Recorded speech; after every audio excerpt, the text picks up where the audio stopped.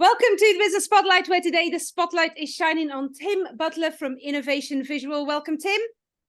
Thank you very much for having me on. Welcome, and I look forward to our conversation. Well, to start us off with, can you tell our listeners, our viewers, a little bit more about you and the business, please? So I'm the founder and CEO of Innovation Visual. We are a performance digital marketing agency. So I suppose that the label, the performance bit, because we come about things from getting the results, getting the data, rather than coming at it from a, should we say, a creative viewpoint. Just the nature of what we do, it's for us about solving business problems through great digital marketing. Okay. How long have you been in business for? Well, as an agency, because I started it on my own, but as an agency, as in the decision to take on employees since 2014. But I've got some clients that we still work with today that actually I started working with when I was just a solo practitioner, if you like, and I did that for a few years. So that it's incredible because we're very, very different, and the customers are very, very different because we help people grow. It would be very sad if after a decade of working with me, their businesses were exactly the same, because I wouldn't have done a good job, but they're actually dramatically different, these companies. Love that. And actually there's already a couple of things I'm going to make sure we delve into that, but before we go there, was running a business something that you always wanted to do, or did you how did that come about? It's weird because I think that some people really have a mindset to want to go out and with things like Dragon's Den and The Apprentice, there's this call around apprentice, being an entrepreneur and that label. It wasn't like that for me, but I've kind of always ended up having a business. So the early one was I used to wash cars when I was a kid and go around the neighborhood washing cars. And then I expanded into actually reselling plants at weekend fetes and things like that. And so it was interesting that I became a business person just because I wanted to do something. I didn't think of it as being in business. And so the development of Innovation Visual actually came about because I love the problem solving, and I love figuring out the problems with digital marketing and how to solve them. And where I was working before, I was sales director there, and they wanted me, because we were growing so quickly, to keep focusing more and more on the sales. And I had to step back away from the actual doing the delivery of the consultancy work. And therefore the issue with that was I wasn't getting hands-on and doing the problem solving bit. So that's how Innovation Visual came about. And the business grew out of really that desire to carry on helping people with great solutions and strategies for digital marketing. So take me back to those early years when you started working by yourself, because it's a story that a lot of my clients or the people within my network go through. You start doing something that you love doing. It starts out great, but then inevitably there's either growth or there's challenges that come with that. So take me back to that time. What was that like for you? Well, it was interesting. You talk about people doing things that they love doing. So actually, before Innovation Visual, at one point, I was involved in a mountain bike holiday company. So talk about doing things that you love doing. I was the back end office doing all the marketing and the sales and the customer service. But I think people do need to understand that sometimes, having something as a passion, you've got to have a really strong business plan behind it if it's going to have legs. And interestingly, where that business was, we were successful for quite a few years. But in fact, the change of circumstance with my business partner meant that he didn't want to continue it. But the early years, there are definitely different growth stages for any business. And when it's you and you do everything, you then grow and you have to start delegating things. And that can become quite difficult for somebody who's done everything. Yeah. And because they've done everything and they've learned everything, they can do everything probably better than the person they brought in. And that continues to happen continually down your journey of growth. If you start a business with no external finance, so it's not from day one there's a team of 4 or 5 or 10 or 20, the acorn business growth from a single person, you have to be very careful as a business person, an entrepreneur, to not get hooked into not delegating and not allowing people to grow and then make decisions. What were some of the hard, like when you started, what were some of the things you found the hardest? Like either to delegate, or the things that you maybe hadn't anticipated would come as being part of running a business? I think early on hiring Right. was a learning thing for me.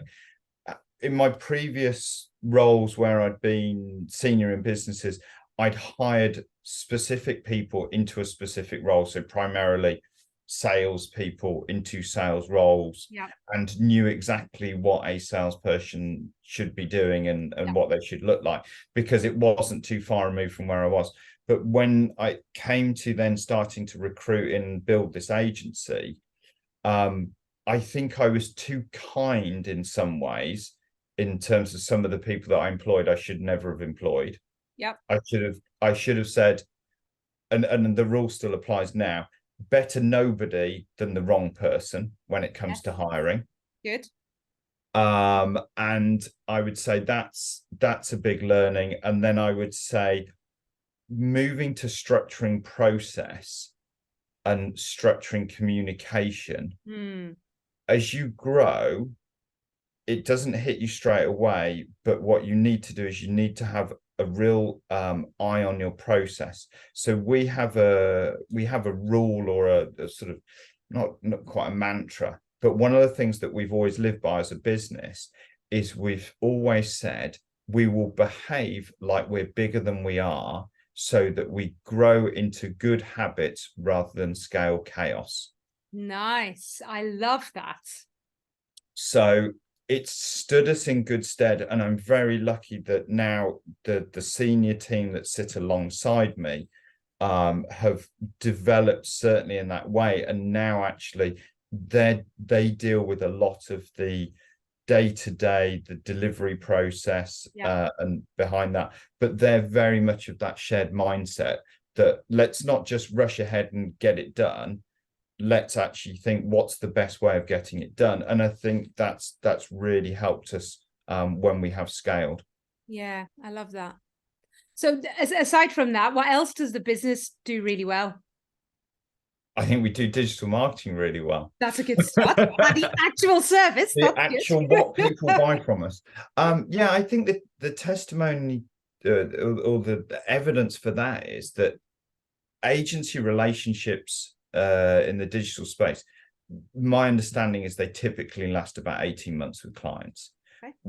Ours lasts for years. I don't know the exact data, and it's hard to judge because when you've got clients that haven't left, you haven't got an endpoint for them, so you can't really, how do you calculate that average? But the fact that we have people that work with us for years and years and years, and they are changing significantly, I think says a lot about our ability to deliver value each and every month, because we're billing people every month. Imagine, we've billed somebody 120 times because we've worked with them for a decade, every month for a decade.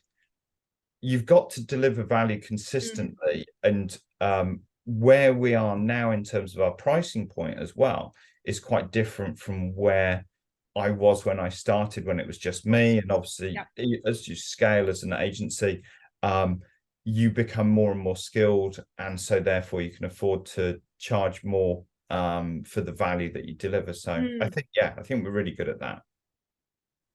I can imagine as well. I mean, I've been in business coming up to 14 years now.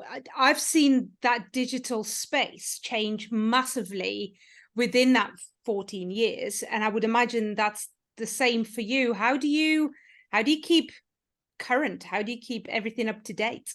Yeah, I mean, you're absolutely right. My first online business, actually, another one, it was in 98, 99, founded an online business offloading ski chalet availability.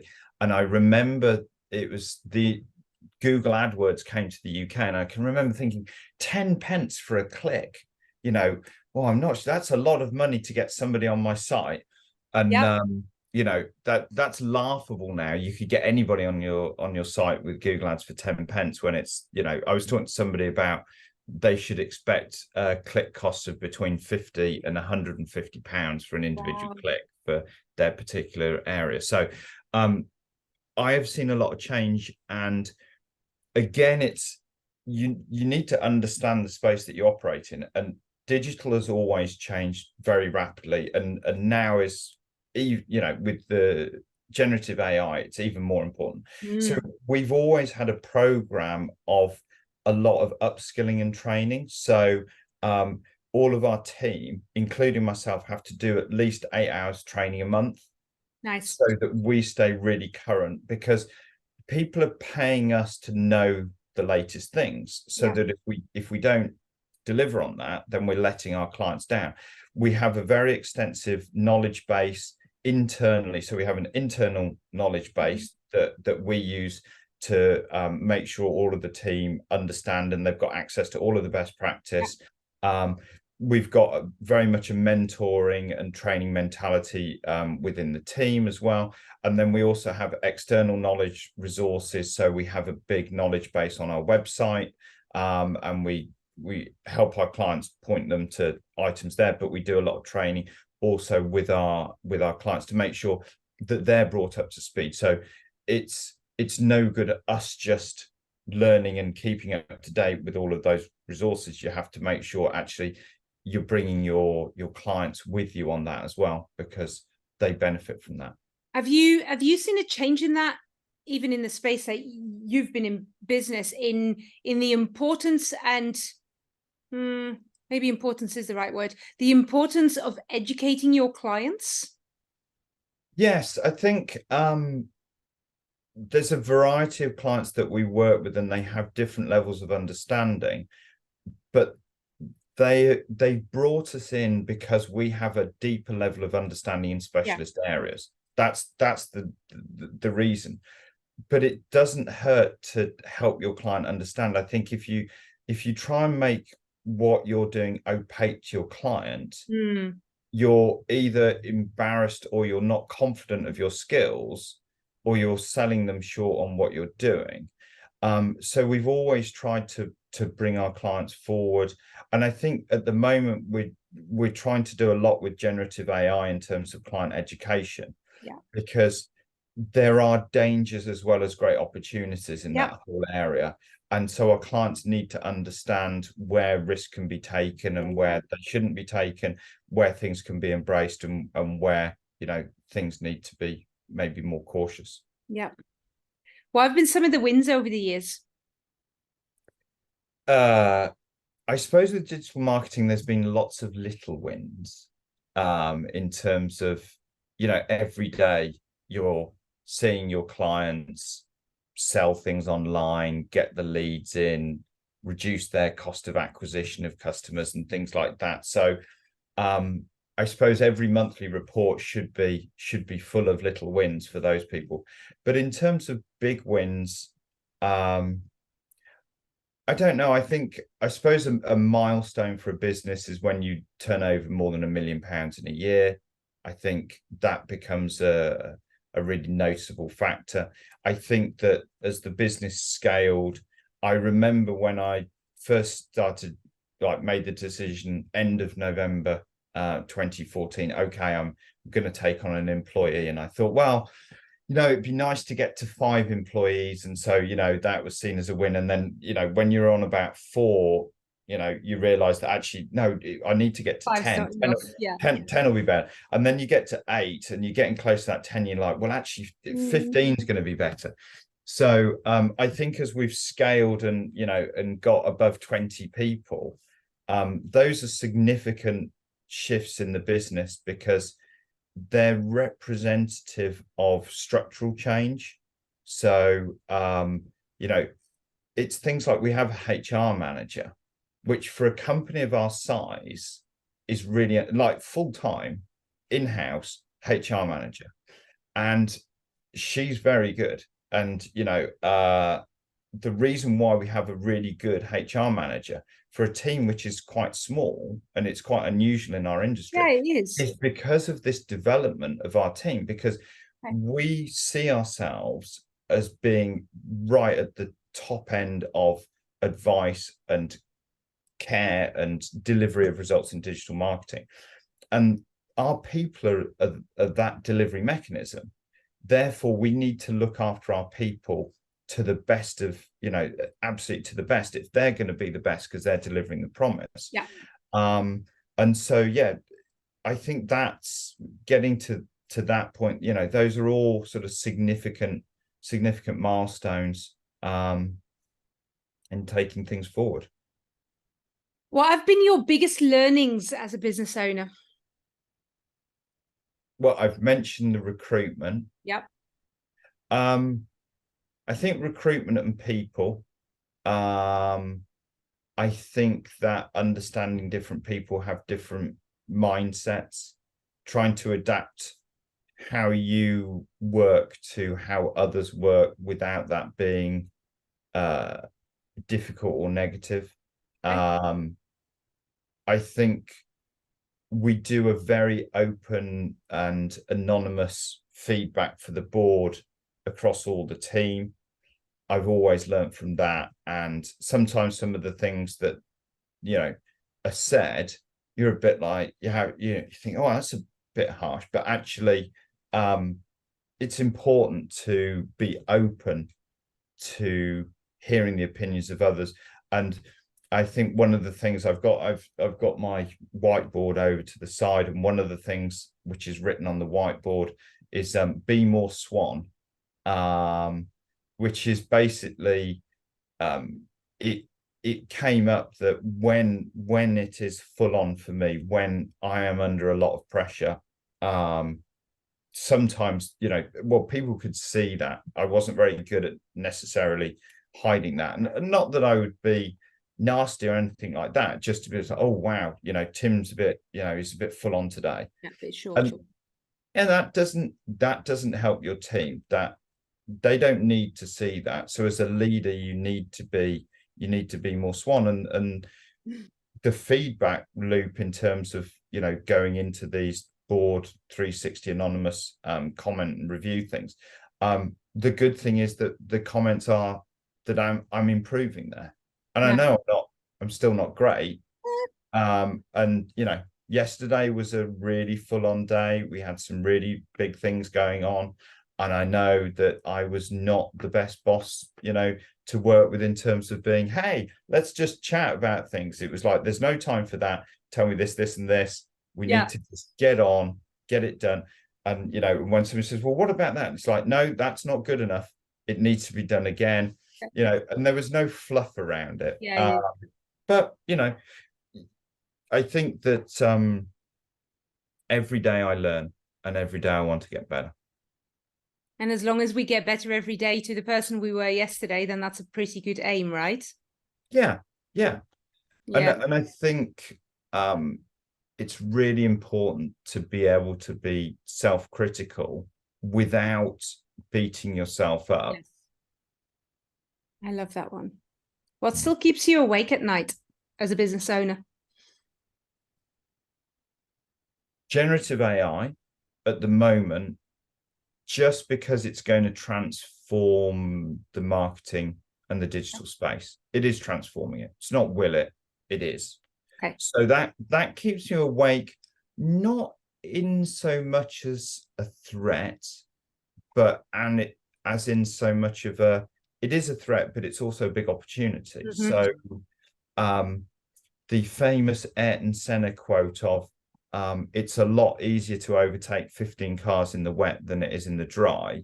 You need to think about when there are big shifts, it's an opportunity to actually overtake and grow and improve.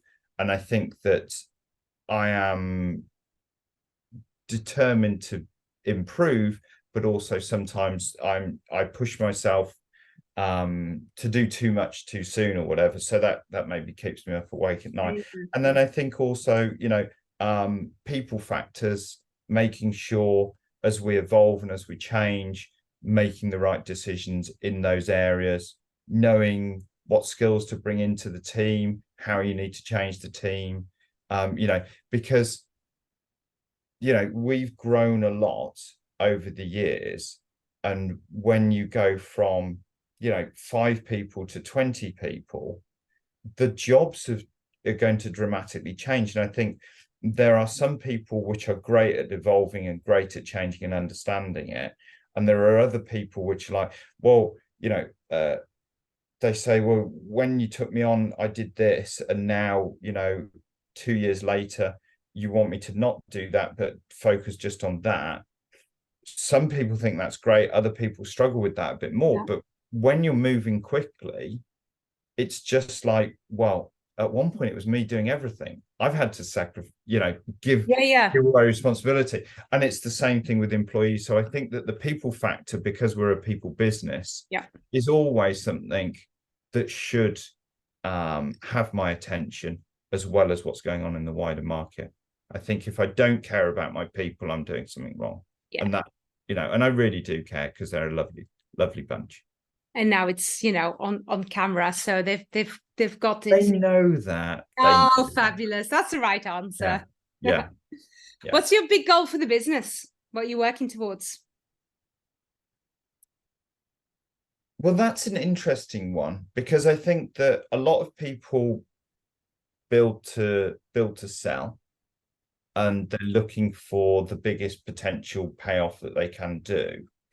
But I'm not sure that is where I want to be. Everybody exits the business at some point, even if it's because they've, come to their end of their life. They exit at some point. But I would like to evolve the business to become have a significant international footprint. So we have somebody based overseas and things. I'd like it to have an international footprint, but more importantly, I would like to move to a position that as I move out of the business, the employees take charge and take ownership of the business. So I think I would rather, if you had to put it into basic terms, look towards a management buyout than a sell to a group. Because I think that I want longevity of what's been created, but I also want to reward and appreciate that the people in our organization are as responsible for where we've got to as I am. Yeah. So it's only fair in my mind to share that. Okay, I love that. It's a great one. We've kind of already touched upon it, but your industry is a fast-moving one. AI, you've said, huge game changer. What other things are you expecting in the next couple of years within industry, not necessarily within your business, but also within your industry? I mean, the generative AI thing is quite transformational. I'll give you an example. I would say within the next, maybe as short as 6 months, but certainly within a year, your Google results page is going to look a lot different, I think, because I think you're going to see a result which will be generated by AI that will be an amalgamation of information from different sources. Right. So it won't be, here's a result from this website, click on it and read more. It will be, or here's your answer. And there's a big issue with that because, well, there's nobody to click onto. So all of those sites that are getting traffic at the moment from organic search, they need to really think smart about where they're going to be down the line, because it's going to change. I think that will necessarily really increase the focus of people on their, what we would call first party data. So the data that they know about their customers, their prospects. my experience is that with new customers coming in that we haven't worked with before, they are mostly data naive. Mid-sized companies in the UK, and if somebody's watching this podcast and thinking about it, the question people should ask themselves is, do they have a data strategy for their first-party data? And my experience is that a lot of mid-size companies, and even larger ones that come to us that aren't clients yet, they don't have a data strategy. And you might think, well, I'm an e-commerce site, I just sell X, why do I need a data strategy? Or I'm a manufacturer, and why would I need one? Or I'm an accountancy company or a legal company, why do I need a data strategy?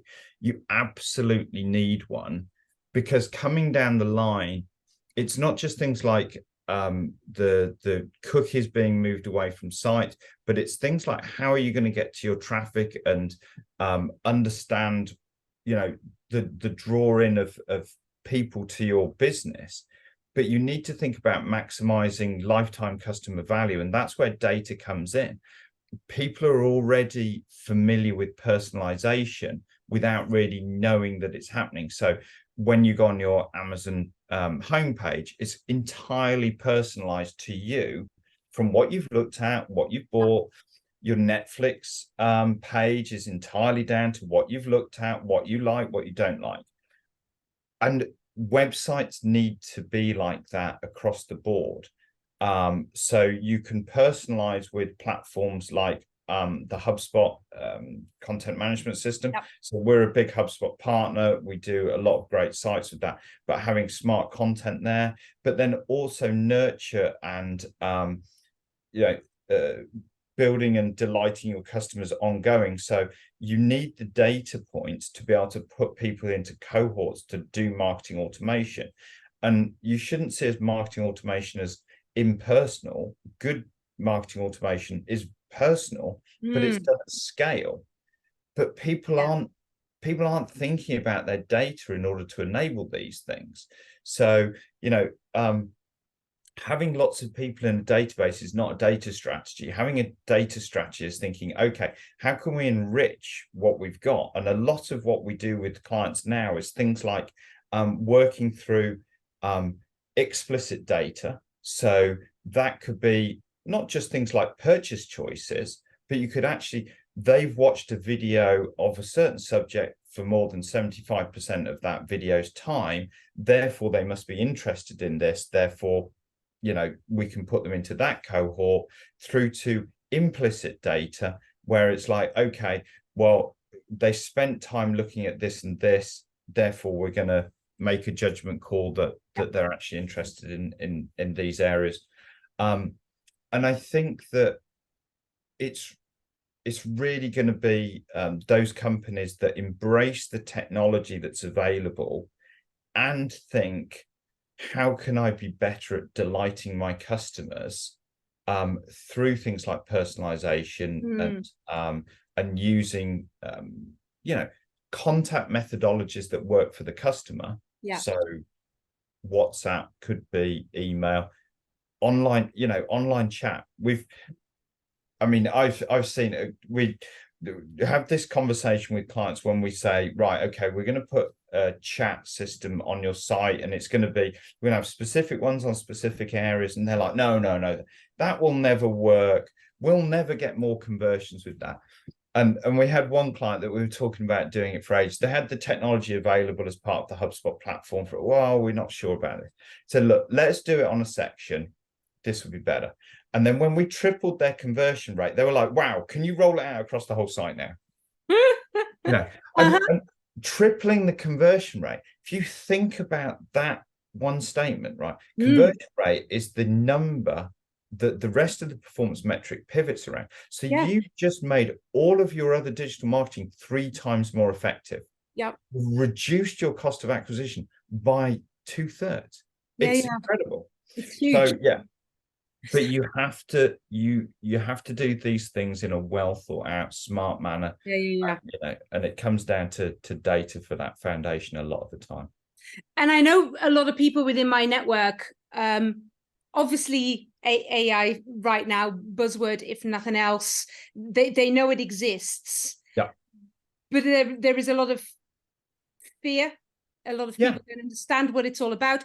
What would you suggest to anybody watching this where they go, I don't understand anything around digital marketing? What's their best starting point? Where would you send them first?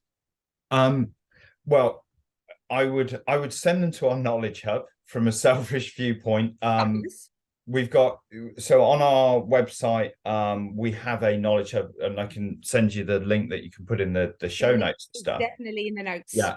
But there we go through, and we've got articles across all manner of things, from basic stuff like setting up a Google My Business location so you appear on Google Maps, right the way through to sophisticated articles about, you know, marketing technology and things like that. Even things like a comparison between whether you should employ somebody in-house or whether you should actually think about using agency. And there are different things that you need to think about, because if they're struggling with these things, they might be thinking, well, I need to bring that knowledge in-house.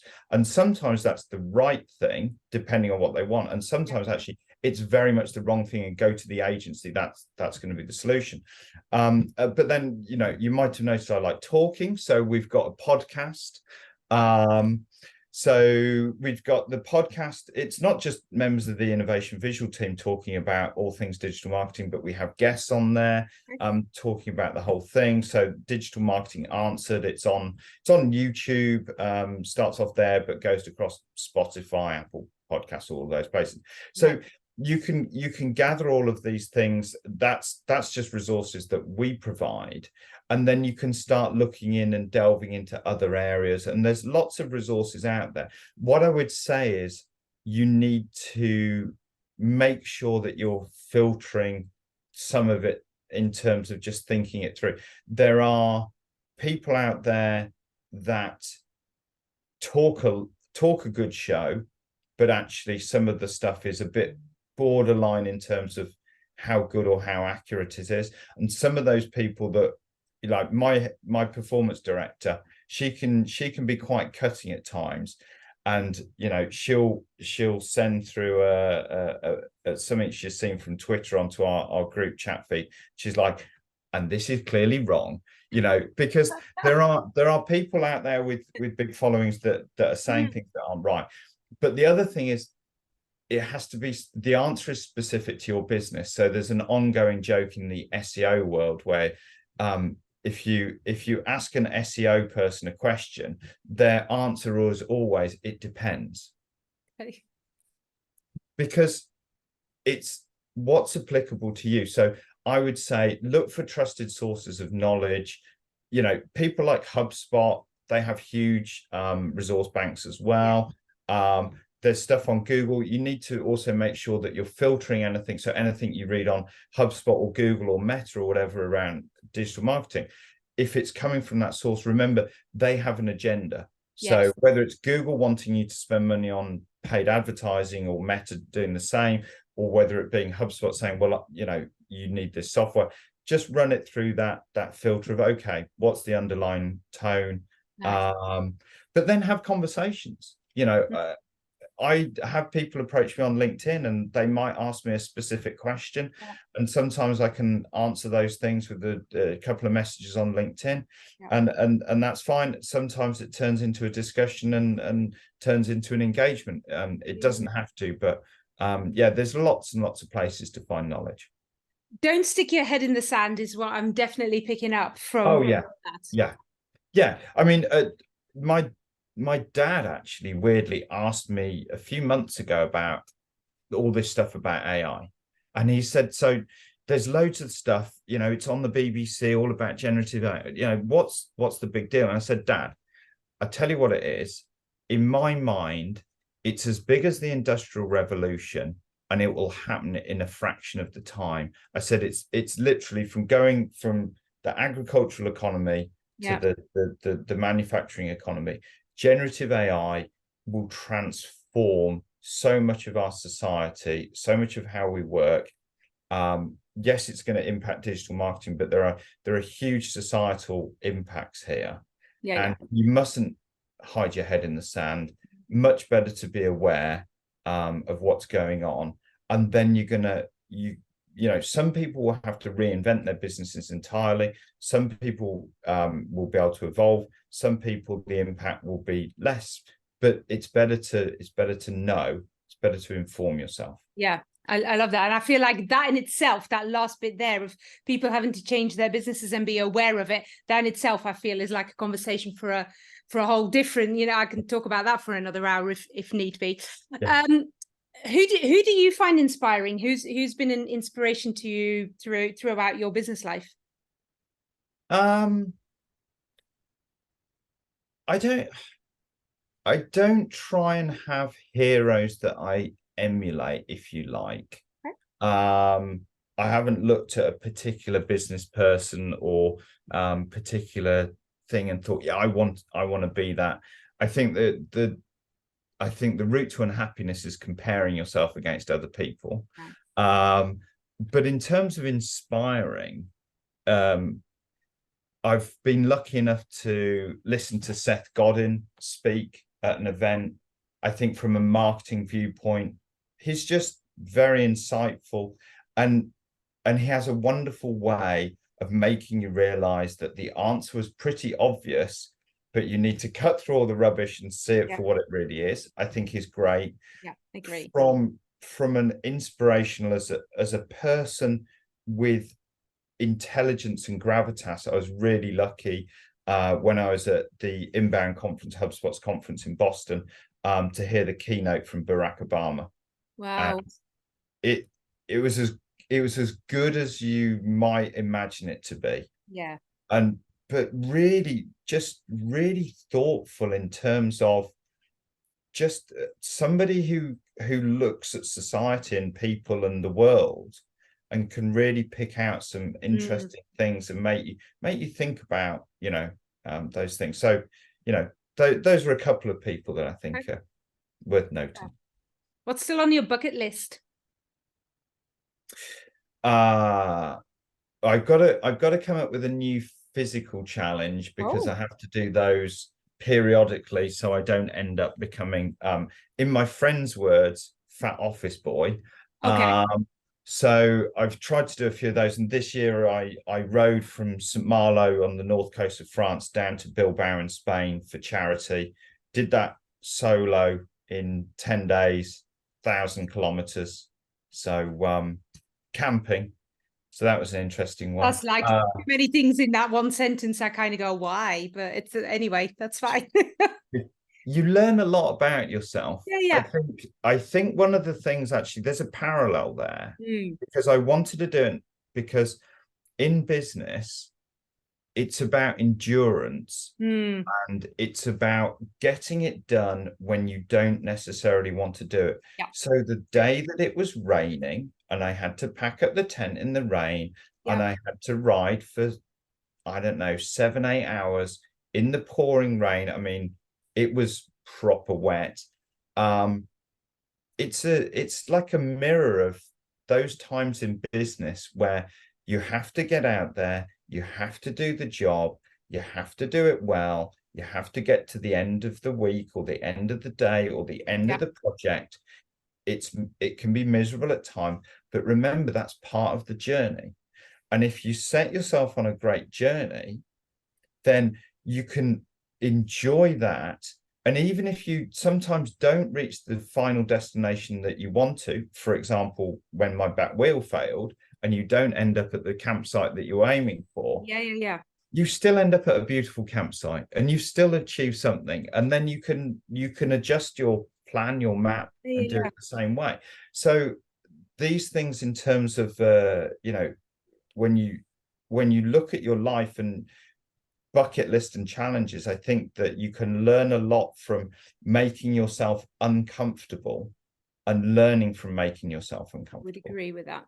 I would wholeheartedly agree. Do you find that every time you do one of these, the business grows equally at the same time?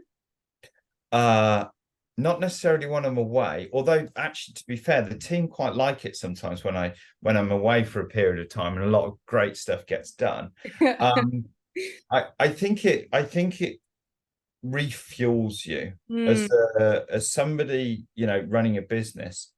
You know, it's been more than a decade running Innovation Visual, and so you need to recharge the motivation, because you can't run at 100 miles an hour all the time, and there will be peaks and troughs of energy towards the business. But yeah, it's also good thinking time. So I came back with ideas, I came back with a refreshed mindset. So I think I'd like to think that it will bear fruit. So you don't know yet what your next physical challenge is? No, Okay. I don't yet. But Anything else on your bucket list? um not that it's just so big that that jumps out on me. I think from a business viewpoint, um the expansion and down the line, and it's not for the next 12 months, it's probably got a longer time frame than that, but maybe having an overseas office, Yeah. although for a company that is almost entirely remote, it's quite, you know, talking about an overseas office is ironic, because it will just be employees, a cluster in a different market. Yeah. I quite like that. But yeah. Okay, fair enough. Anyone watching this who's just started a business, or is thinking about starting a business, what are your top 2 tips for them? Plan it. Okay, good And word. when I mean plan it, I mean do the maths and then validate your assumptions. So don't just go, I'm going to do this and it will work. Actually validate it. And when I do the business planning, I will always try and be pessimistic on cost, or pessimistic on revenue, and cautious on the cost, so that Yeah. you think you've got a good plan, but you're building in flex on both your, you know, you're not making it too hard to get the revenue, you're not doing imaginary numbers on revenue and then go, and it'll only cost me a fiver to deliver all of that. I think that's something that's really important. And in fact, what I'm really proud of is, on business plans, I've frequently been within a very small percentage variance of Nice. where I estimate. And I think that's really important. So for somebody, planning is the first thing. Okay. And then I would say prepare yourself, and if you've got a partner and a family, prepare them for the journey and make sure they're on board, because I'm very lucky. I have a great wife who supports me. She has her own business and she's also doing a PhD at the moment, so she has a lot going on. Yeah. But throughout, where we've got to, not just with Innovation Visual, but as a couple, has been because we've both been able to be committed and on board. Yeah. If you have a partner and your partner is not supportive of your business, you need to find out why, and you need to resolve that, because otherwise your partnership's going to fail, or your business is going to Yeah. fail, Yeah. Yeah. because You're it's right. really hard. Yeah. it's it's great when it's great, but don't expect it all to be easy. And some of the hardest days are at the very start. Love that. Knowing what you know now, would you start a business again? Yeah, absolutely. Yay! So far, I've not had anyone say no to that, but it's always a good one, because I Yeah. sometimes wonder that, because of the hard days, you know, have they been worth it? Yeah, I mean, yeah, I feel very fortunate with where I've got to. I can indulge myself and hobbies and things like that. I've got a car from 1986 that I take on track days, and Nice. I can afford to do that, and I can afford the fact that it still hasn't come back out of the garage since the last track day in June, due to that. So there is an upside, but there's a sacrifice. It's, you know, it is not just the hours, it's the thought. You know, there's rarely a time where I'm not, you know, at least at some point during the day, I will think about what's happening with work. It's not like a job. Yeah, you can't just shut the door at 5 o'clock, walk out, and that's you done. Yeah, exactly. And there's a saying that somebody told me, I don't know where it came from, but they said, when you start your own business, you realize that having a boss is a luxury item. And I thought that's very good. Yeah. It's a conversation I often have with people in business. So I'm glad it's not just me that says that once in a while. So thank you. Yeah. Tim, thank you so much for your time. I could have continued this conversation for way longer, but we shall leave it there. So thank you so much for your time and for your wisdom here today. Some really interesting learnings for anybody watching this, I have no doubt. The links to connect up to Tim, to the business, to the podcast, to the website and the Knowledge Hub are all in the comment section below. So please go and check them out. Let us know how much you've loved this interview as well after you've watched it. Thank you for watching this Business Spotlight. Until next time.